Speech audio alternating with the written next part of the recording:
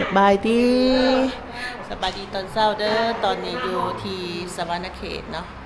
เมื่อนี้เฮาสิเฮ็ดสังฆทานตอนเช้าเนาะตอนนี้ก็เป็นเวลา 8 โมงเช้าแต่เฮาก็สิมีเฮ็ดสู่ควรน้อยเนาะตอนนี้ไม่เฒ่าเพิ่นมาแต่เช้าเนาะไม่เฒ่าเฮาเพิ่นมาโมเพิ่นก็หาแต่มาแต่ของห้องหมอเนาะเพิ่นไปปัวหัวเข่าเพิ่น ยังบ่มีแห้งหลายปานใด ผูกแขนไฮลานะ นี่ลูกสาว ไม่ต้องผูกก่อนนะตัวละนี่เป็นไหมลูก ลงนั่งลง ไม่เท่าผูกแขนหาย เท่าไหร่ให้แน่ก่อนอย่างนั้น เวลาผูกแขนหายโอ้ย โอ้ย ผูกงามเด้อบ๊ายบาย บ๊ายบาย นี่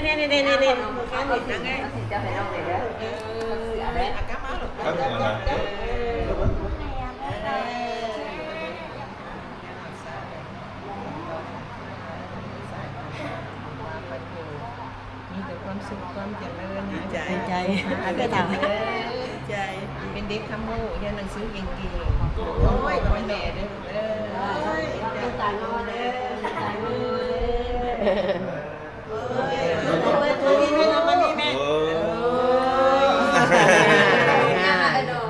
ยัง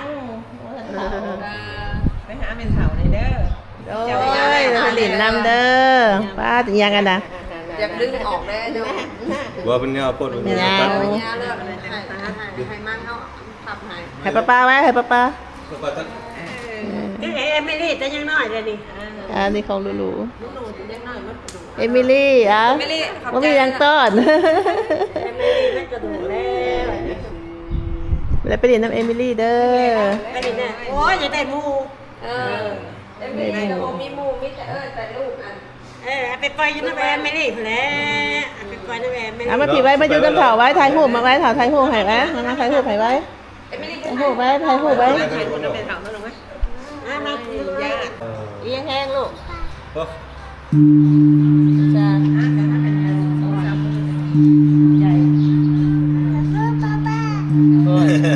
ย่องพอพอดี เป็นสร้างแล้ว เอาไปเมียนเลยเพื่อน เดี๋ยวสิส่งไม่เถากันเด้อเป็นสิกลับแล้ว โดย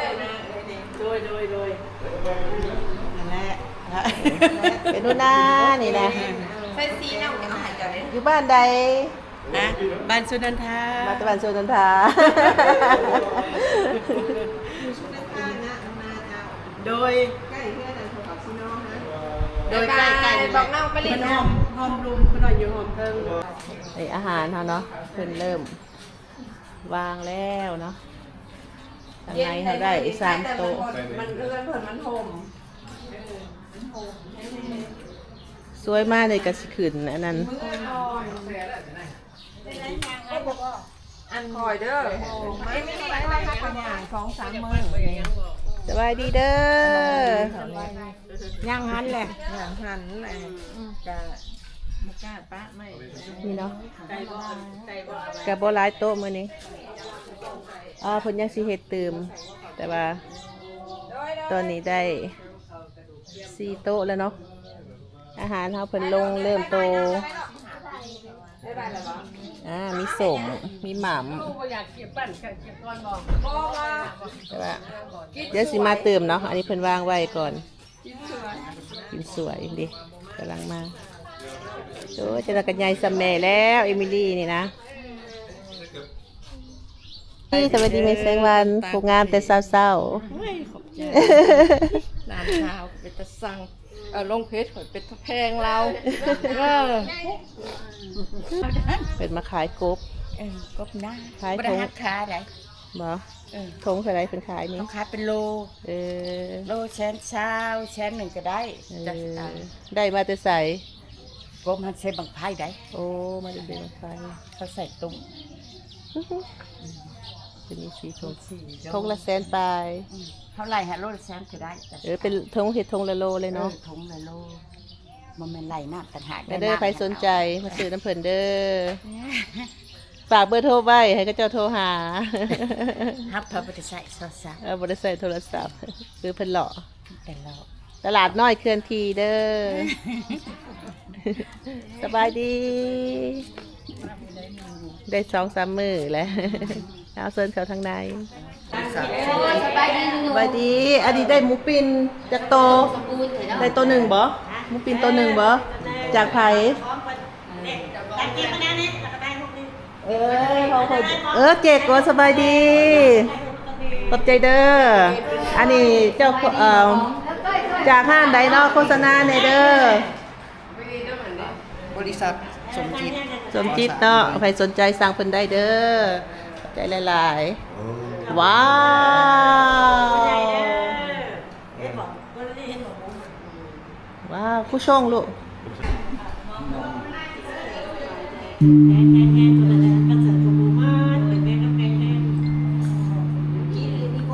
เอานะเอามาเห็น ส่งมาเลยอะอยากนั่งดูค่ะเอาเชียวจับคันนุ่งเลยนุ่งเอ็นบน วันนี้เห็นแม่สงเสาติม สบายใจเอาไปได้แล้วเอาส่ง เปิดมาโมนำ เดี๋ยวก็ตื่นเลยค่ะกระโดดฟังกับตอนงานก่อนเลิกยังไง เพื่อนที่ให้ก็ได้อยู่น้ำเพลินเลยไปนะ สาวมาตีโย่กับบังสาวมาเลยเจ๊หนูเคยเลยนะนะ บ้านคุณหมิงบ้า เด้หนูสาวนะลูกเขาบอกไปบอกดังไล่ บอกดัง ไปส่ง โดยมาได้ใด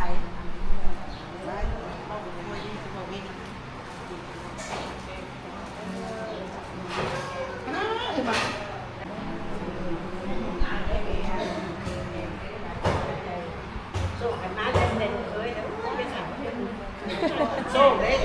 กันทิ้งจะเป็นเจ้าหน้าอยู่แล้วสุกเองนี่จะมาสุก2 ท่าน ยาอนุรามาแล้วเนาะสวัสดีเด้อ สาวมวลสลับ โดย ได้ไปต้นแม่เป็นลูกเดียว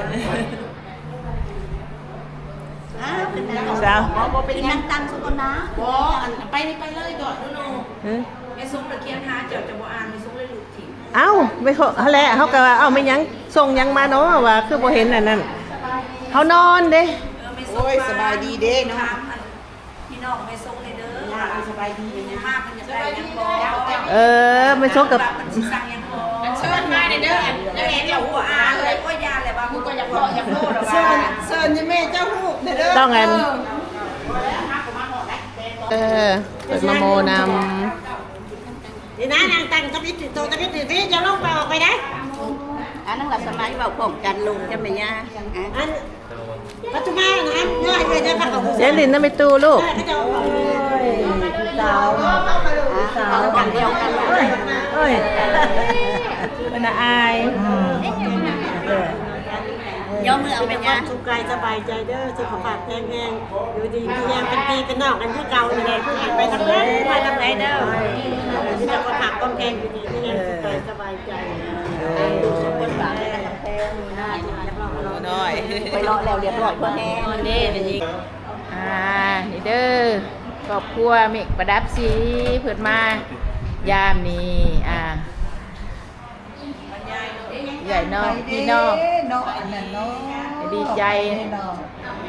มาห่วมทำบุญเด้อเฮ็ดสังฆทานเพน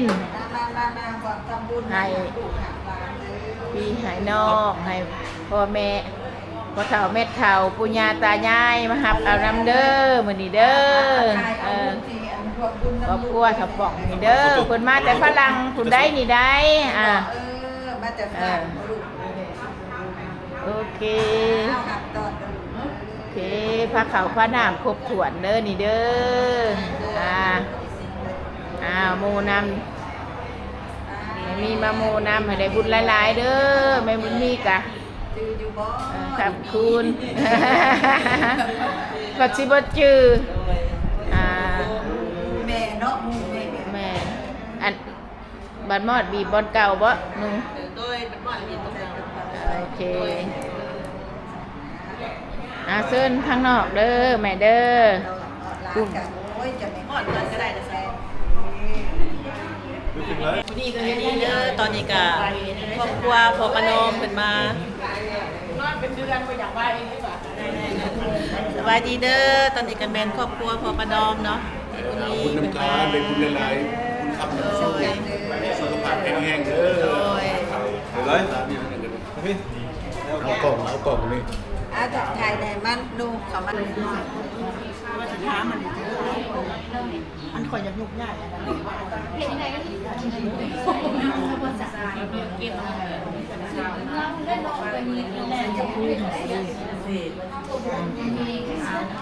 สมบูรณ์สบายดีแม่เฒ่าอุเด้อแม่เฒ่าอุคนงามมายามใดก็คือเก่า คือบ่เฒ่าเด้อเจ้าเนาะ อาจารย์พรนิลมิต โดย อันจะฝากยังก็ฝากเด้อโฆษณาฟรี oui, je donne le cours de français aux Laotiens et aussi je donne le cours laotien aux Français. Si vous vous intéressez à apprendre le laotien ou le français, n'hésitez pas de me contacter à travers de Madame ou bien vous pouvez me téléphoner 020 55 64 03 et 36. Merci. มาแล้ว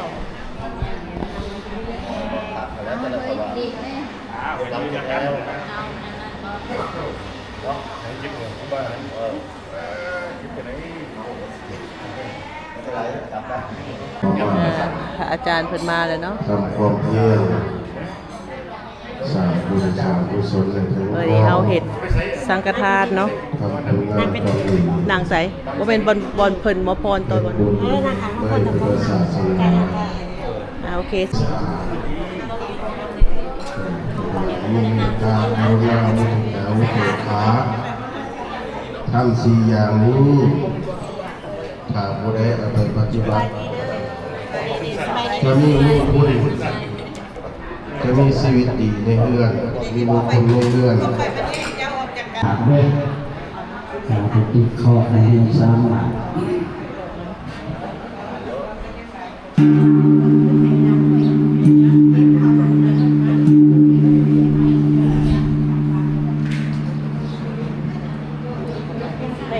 สาธุสาธุพุทธบูชามหาเทศวันโตธรรมบูชามหาปยันโตสังฆบูชามหาโภควะโหยเจตังวัฏนัตยังสันนังคัสสามิสักเขกาเมจรุเปกิจิกาลตเตจันตริเคอิมานีอิเประเตกาเมจรวนาคาเนเคหังวัตุเมเขเตโอมาเยยันตุเดวาสรทาวิสเมยคาขันธปนาคาติสันตาสันติเกยังมณิวารังคนังสัตโวเมฉะนั้นจุธรรมัสสาวนกาโลอายังผาทันตาธรรมัสสาวนกาโลอายังผาทันตาธรรมัสสาวนกาโลอายังผาทันตา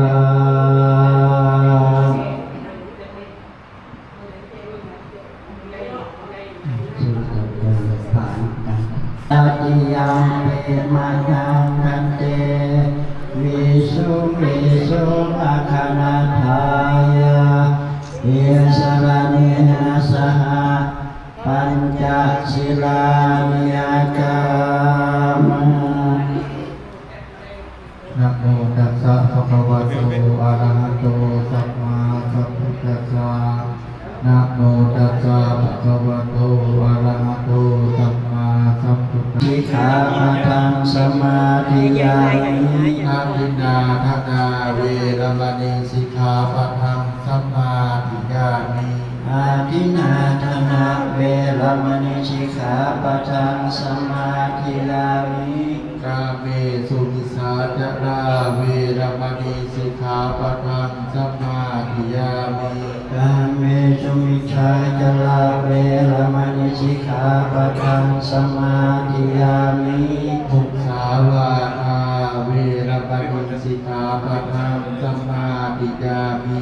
มุสาวาทาเวรมณีสิกขาปะทังสมาธิยามิสุราเมรยมัสสะปมาทฐานาเวรมณีสิกขาปะทังสมาธิยามิสุราเมรยมัสสะปมาทฐานาเวรมณีสิกขาปะทังสมาธิยามิปานิปัญจสิกขาปะทานิสีเลสุขติยันติสีเลโภคสัมปทาสีเลสุขติยันติสัสมาสิลังวิโสทะเยสาธุธรรมะแห่งเด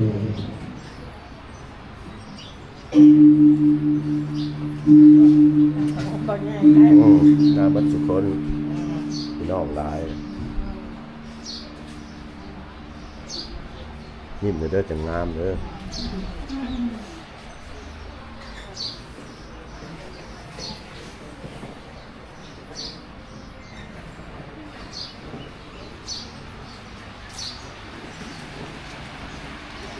มาแล้ว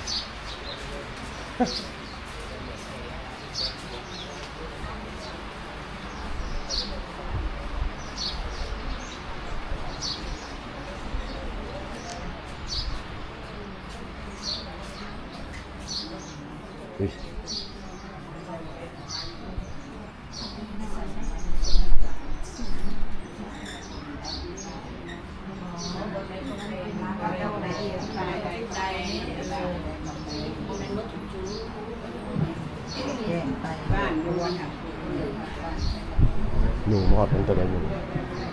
สต็อปมันจะได้หนูสต็อปมันจะได้ตัวเพื่อน ยะถายะริกังภูตมังคลา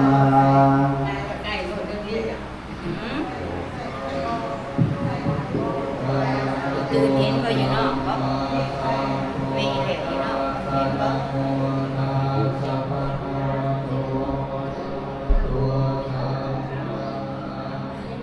ไม่ได้ผมเห็นผู้ใครเนี่ยแต่ทั้งนี้บอกว่ากันเนาะหากทั้งท้ายเห็นว่ากันนะ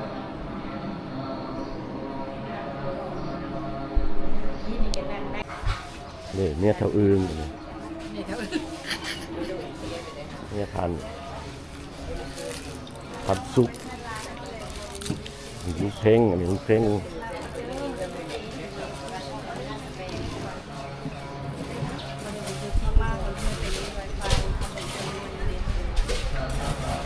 เจนุนาเจนุนา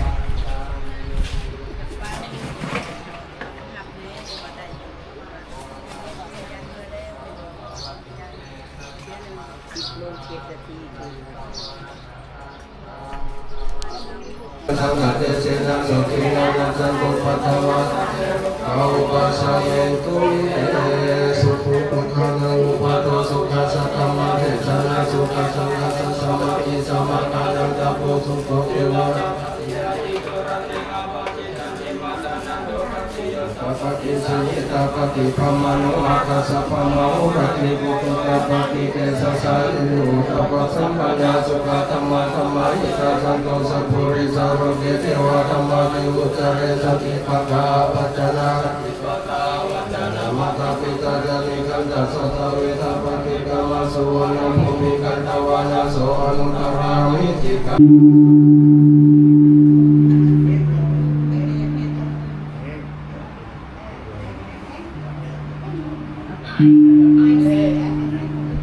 เด็กดี สร้างบารมีเพียรเรียนบารมีสร้างสักขัดเพียรตัวไปที่นี่แต่ทานะบริจาคทานศีลรักษาศีลคำว่าท่านเมตตาอุเบกขาต่อไปพระเทศที่พระมวลคาถาอันนี้การสุดท้ายในพระพุทธเจ้าบำเพ็ญเพียรบารมี100 ชาติในสุดท้ายของผลในความสำเร็จในการปฏิบัติศีลปฏิบัติธรรมแม้เป็นทิพย์พระมวลคาถานะโมตัสสะภะคะวะโตอะระหะโต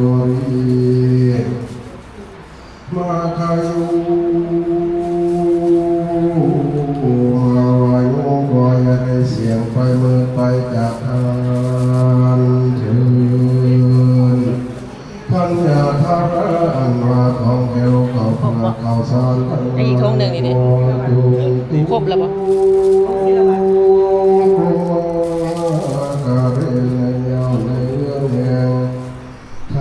สยาเศรษฐีรวยประการสันไลอันว่าทองแก้วข้าวเปลือกข้าวสารทั้งเท้าอันว่าความกังวลคนตายอันใดอันหนึ่งบ่ดีขออย่าไรบังเกิดมีแก่ทานเถิดอันหนึ่งโกดีบริภูอันว่าข้าวของเครื่องบริโภคอันใด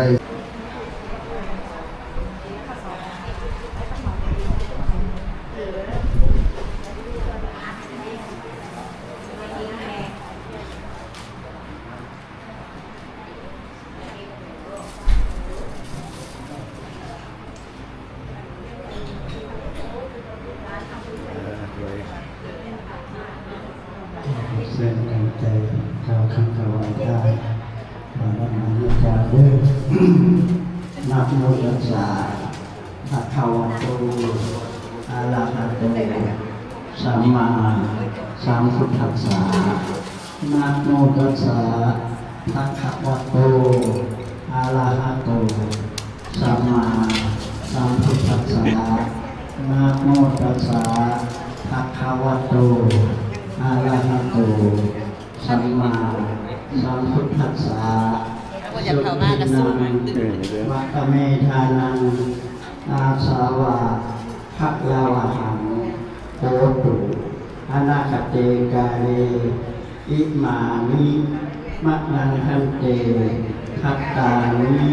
กัปปาลุขานิปัจจยทานานิสาปริวารานิภิกขุสังคัสสะโอโนสยามะสาธุโนขันเตภิกขุสังโฆปฏิคันหันตุอัมหากังที่ขลักดังพิตายะสุขายะขาเตพระสงฆ์เจ้าผู้เจริญพวกพิชีเชียงใหม่พร้อมด้วยญาติพี่น้องและน้องนำมาแล้วซึ่งอัตหารต้นกระพือธนบัตรปัจจัยกับทางเครื่องที่เป็นบริวารทั้งหลายเหล่านี้ที่จะน้อมถวายให้แก่พระสงฆ์ในวันนี้ขอพระสงฆ์จงหักซึ่งวัตถุทานทั้งหลายเหล่านี้เพื่อเป็นประโยชน์และความสุขแก่พวกกันทั้งหลายและขออุทิศส่วนบุญส่วนกุศลให้ดวงวิญญาณหมายมีพระเฒ่านุคูณแม่เฒ่าตื้อเมืองแสนพระเฒ่าคำสูอนุโมทามิสา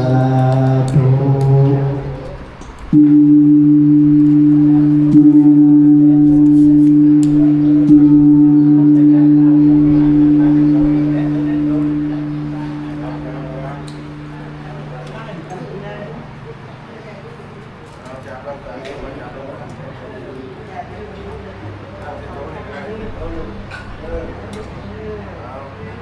ใจพร้อมกันเคียงกันเลย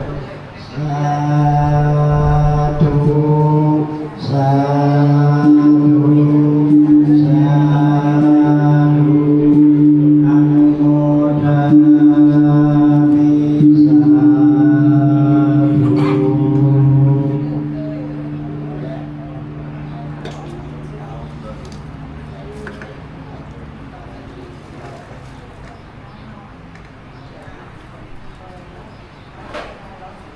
เอาเส้นถึงไก่คารวะพอกำลังปะตะตังมัญญังสังโฆปฏิญาณตุปัจจยันตังกาลันกาเลสังวาริตุวัดสังเกยะภาวะริวหาปุราปาริปุเรติสังขารังเอวะเมวะอิโตตินังเปกานังอุปกัมปติกิสิตังปาติตังตุมหังคิปะเมสะเมสัตตุสัพเพปุเรตุสังกปาจันโทปนานาโสยะธามณิโสติราโสยะธาติโยวิวัสสันตุสัพพะโรโควินาศ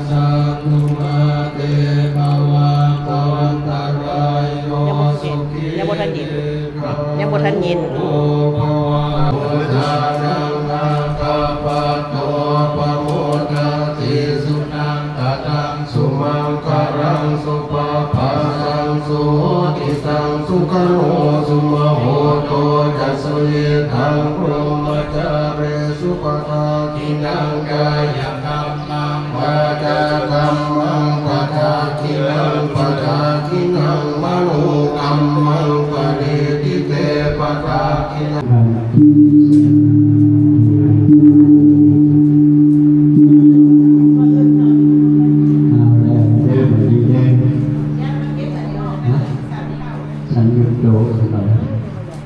เมื่อไรดิเดโลอะโกลาลีเจสปกโกลาลีอะโกลาลีอยากงานได้ไหมครับโอ้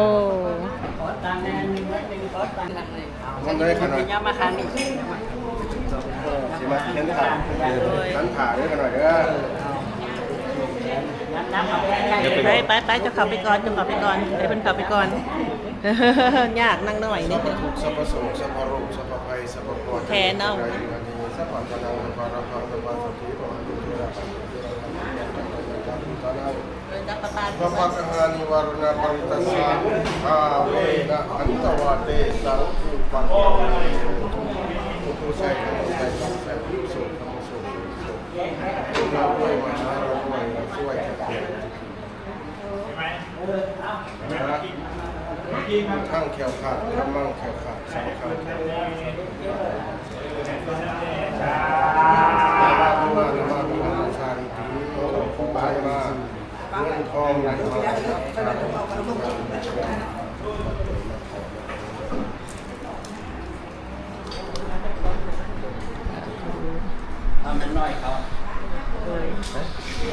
าคุณน้อยเขาก่อน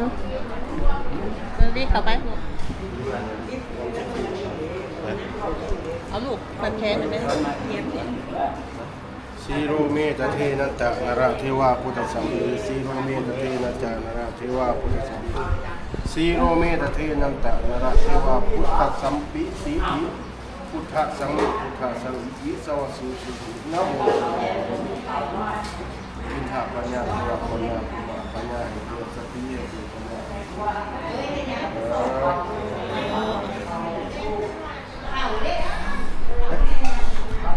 เอาจับกันเนี่ยมายืนข้าง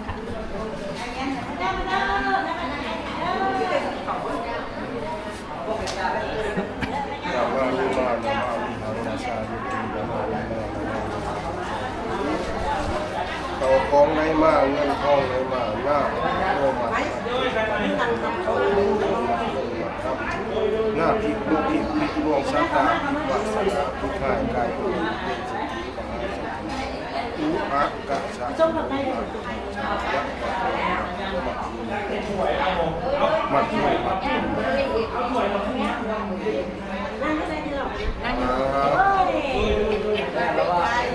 เอาเนี่ย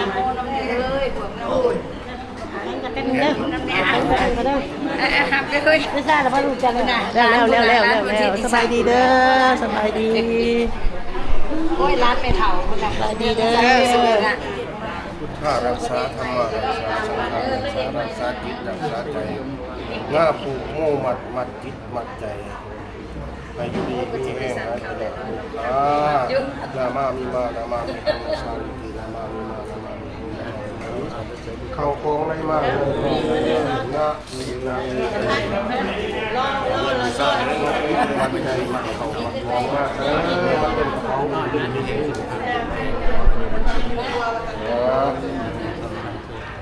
เนี่ยเนาะเป็นเนาะ เป็นสันเขาเลยเด้กันเนี่ยก็นั่งเขา จับเต็ม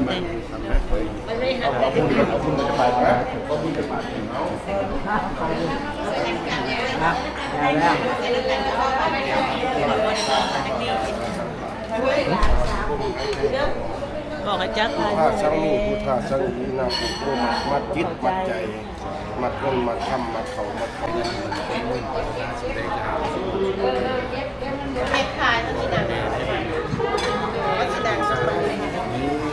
เอาเวลาไปเข้ามาแล้วก็ปูแทนอายุขนาดนั้นเลย มายามบ้านเมืองเด้อมีแต่สุขแต่ไส้เด้เมื่อแล้วมาอีกเด้อคำว่าคุณแม่เด้อแม่ไม้เด้อ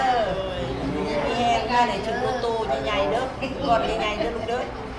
สุขลาบลำไรมันยังทำมันยังกันสมบัติสมบัตินะไปโดลินเราจะถึง7,000ได้นะโดยกายโลด ดีมีแห้งเด้อเด้อทำคูณเด้อเป็นความสุขความเจริญสุขลาบลำรวยถึงโตคือกันตัวถือรู้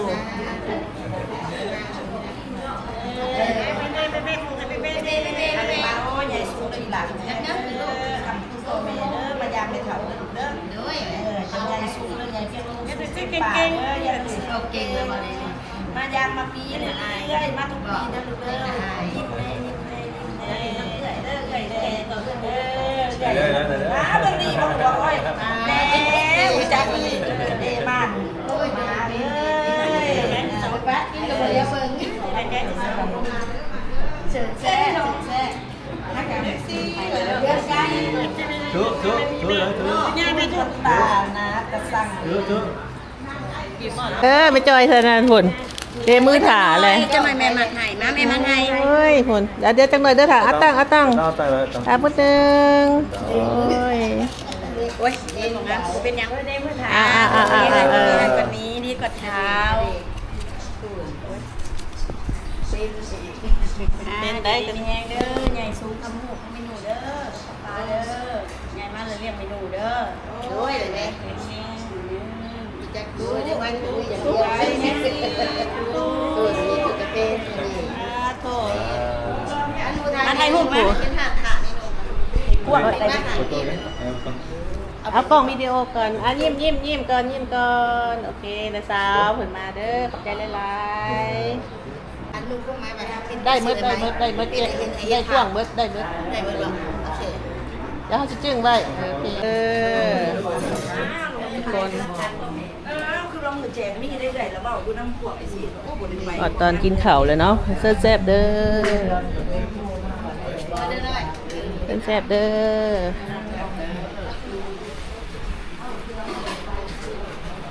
สบายดีแซ่บเด้อโอ้ย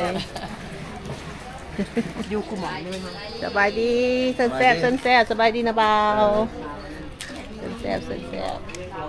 ใจทุกคน นู่นเป็นบุเสือป่ะเจ้าเอาเงินแทนบ่าวครับเป็นมือกล้องบุเสือ ไปรีดมาใหม่ไหนๆพวกชูมาดามโอ้ยังโมเป็นมาดามมาเดินมาแซนมาพิษสบายดีกาแฟแหละยังดาราพรแซ่บเด้อสบายดีนะบ่าวเดี๋ยวไปไหนก่อนได้ปิ่งไก่มาต้อนนางดาราพรเนาะหมู่เก่าเฮียนน้ำกันสมัยโม1 10 ปีนะคะก็จะได้พ่อกัน2 ปีเนาะแมน20 ปีแล้วแต่พูดแล้วเพิ่นย้ายปีเฮียนบอนใหม่เด้เราบ่ได้พ่อกันเลยสบายดีหมู่คู่หันสิมาบ่าย2 โมงพูดแล้วเอากินขอบใจเด้อเฮ้ยเบิ่งบ่มีมือถือเดี๋ยวไปกินผูกแขนลูกสาวเด้หัวเฮาได้เพิ่นได้อันเพิ่นได้นะปิ้งไก่มาต้อนเด้ดิน้ำเอื้อยไว้ลูกไว้เกิบได้ใส่เกิบแล้วบ่เกิบก็บ่เห็นเกิบใส่ลูกไก่สังดาสองเนาะสองเนาะพี่หน้ามายิ้มใส่หูน้ำเอื้อยเด้อลูกกะละลีโอ้ยงามบ่ลูกโอ้ยอยากจับแขนเอื้อยเพิ่นเห็นมันงามเป็นหมักงามบ่ลูกยิ้มดีๆเลยจุงน้องมั้ยขับไปในเฮือนกันเนาะ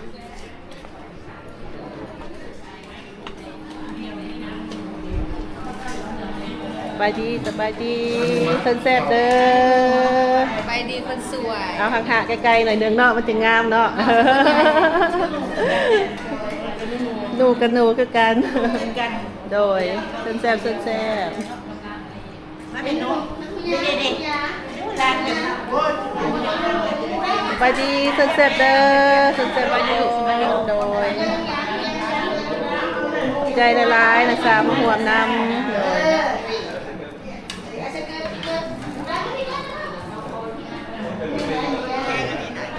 เด้อสันแซ่บสันแซ่บครูบาสันเข่าเนาะแล้วทางเงินครัวเฮาแล้วเนาะมีอย่างกินข้าวเด้อ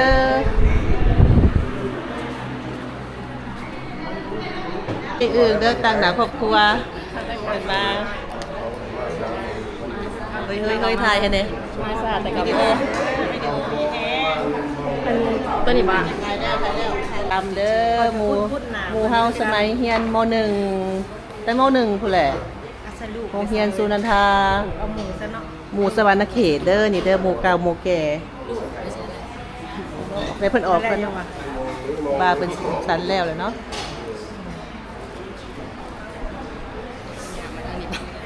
ได้เป็นนางสัน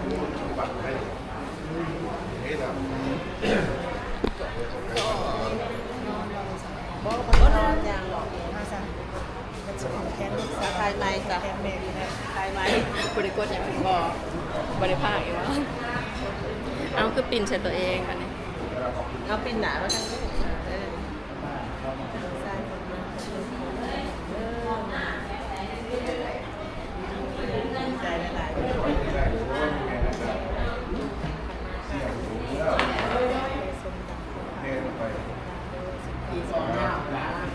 ดูในปฏิบัติเนาะน้ำตาแห่งความสุขเด้อนี่เด้อถ้าได้มีงานหรอวะอยู่งานแต่ก่อนอย่างมือปานนันส่วนหมูไปอยู่ตาดำสิเขาใจกินเข่าแล้วเป็นยังก็ได้เลยอะไรผูกแขนแต่เราจะผูกเท่าธรรมดาจะได้เราเห็นเงินเราดีใจ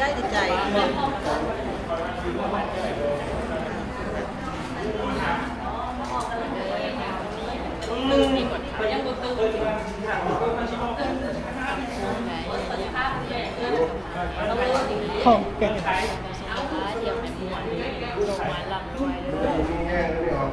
ยังเก่าอะไรมาติดต่อหากันเนาะเอาดีแล้วว่าคนยังติดต่อแฟนคือเก่าถ้าจะหากับโบหูสำดอก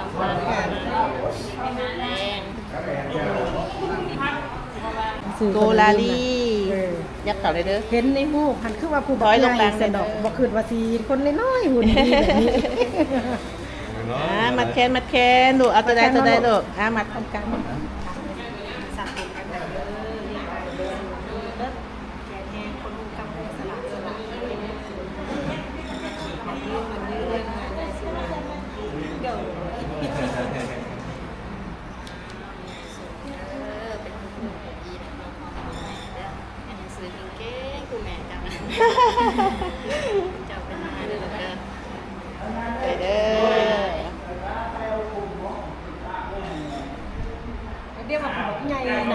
มาเขาบอกกันแล้วเตื่อยโอ้ยังบดหาบ่เห็นหยังมาเด้อเอามาตีใครบรรยายเลยเอาอันนี้ยายเด้อไอ้น้องมาห่วมน้องมาห่วมน้ำมื้อนี้นางเมฆประดับศรีเฒ่าเกียรติพงษ์นางกุสุมานางสุธนิตนางออนสุดาอันนี้พันโทวันเพ็งพันเอกเดี๋ยวบอกอดีตพันโทบอกอ่านว่าพันโทปัจจุบันที่วันนี้แต่น้องมาห่วมดีๆแฮงทำแล้วทำนานแล้ว3-4 เดือนแล้วถ่ายโบเอาก็ได้เอาก็ได้ใจนะบ่าวใหญ่ๆสั่งกล้องกินอิ่มอยู่บ่พี่น้องยังหูบเด้อยังหูบเด้อยังหูบเดี๋ยวจังเข้าไปไหนบ่ล่ะน่ะตู่บ่เห็นซ้ำยังบ่เห็นซ้ำไปได้สิได้มีข่าวดียังเถื่อเอามาให้เบิ่งแน่ไซเนนฮะบ่เขาบ่เว้าเนื้อคู่เลยเนาะต้องไซเนนเนาะเอาสิออกเลยจะเฝ้าเมื่อจะได้หมู่มาเขาไปนั่งอยู่ในมึงสิไปใส่เครื่องก่อนกูมัดแล้ววะดีไปอะไร นั้นส่งหากูเด้อ เป็นได้บุญทรงเฮือสัมภาษณ์ก่อนได้อยู่บ่สายนงสาย บ่ เน ได้ น ไปใส่เบิดอยู่เฮือนหน้าเฮือนเมานอน มียังฝากก็ฝากเด้อโฆษณาฟรี ฮะ โฆษณาฟรีมียังฝากก็ฝากเด้อ มีหยังมีแต่ว่าโสดเด้อ โสดเด้อ สนใจติดต่อได้เด้อผู้สาวนี่เด้อหาเงินเก่งๆเฮ็ดเป็นหมดทุกอย่าง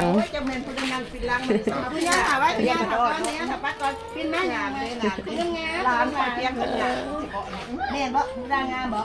ดูโอ้ยงามแม่ได้บ่มัก โดยขอบใจตัวสาวขอบใจหลาย บ่มักย่องคือหญ้าแล้วก็แม่น ๆใจหลายๆขอบใจหลายๆดีสบายดีสบายดีผู้สาวน้อย สบายดีก่อนสบายดีเมนู กล้องมันก็บ่เคยเห็นกล้องบ่ มา แถวน้องแถวดองไง เข้าไปในก่อนกันไปเข้าไปในตัดหมูอยู่ไหนมาผูกแขนผูกให้ลูกซะ อันผูกแขนเอามาแมนไม่เนาะอันที่เอาลูกในผูกแขนหายก่อน เจ้าป่ะ บ่ให้เอื้อยนะเอาให้เจ้าเอาให้เจ้า ผูกแขนจับใส่มือแล้วเอามาใส่เสื้อค่ะนะมาใส่เสื้อมาใส่เสื้อแล้วจังเอาโกลาลีจับลูกจับจับจับโอเคเอามาแขนโดยไหม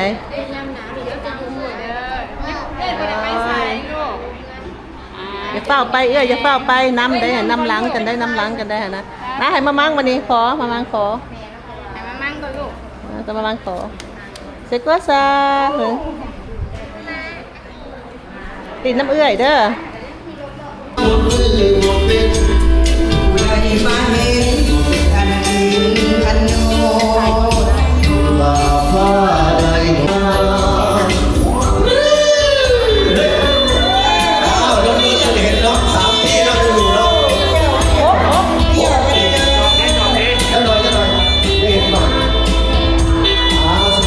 แข็งก็จะเริ่มนอกรวมกันได้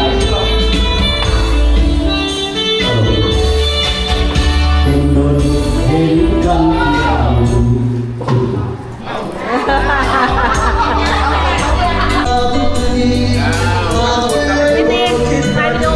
จงตาไปที่อย่ามีอย่าจะได้เลยเป็นบอกได้เลยได้คนโตคนโต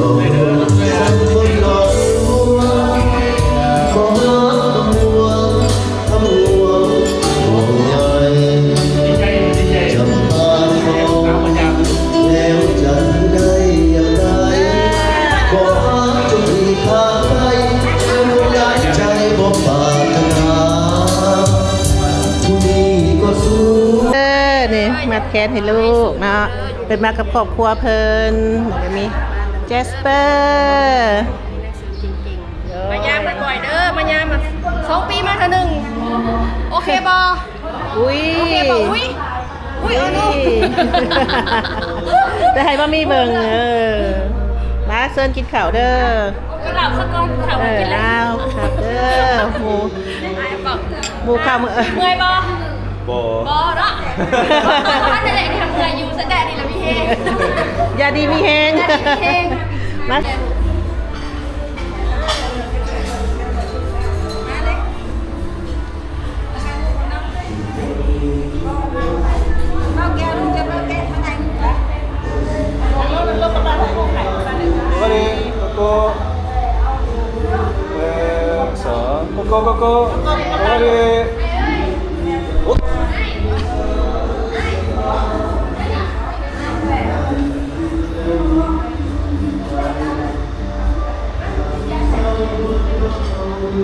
ใจ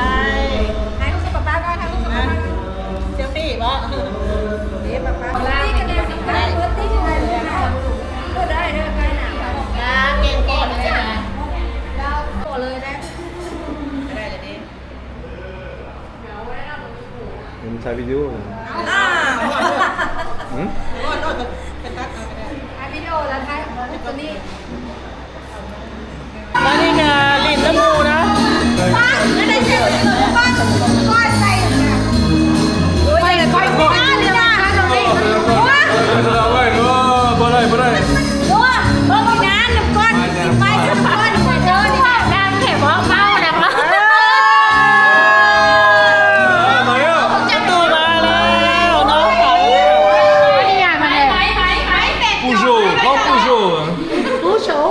Grand Peugeot. Quang dọc lăng. Grand Peugeot.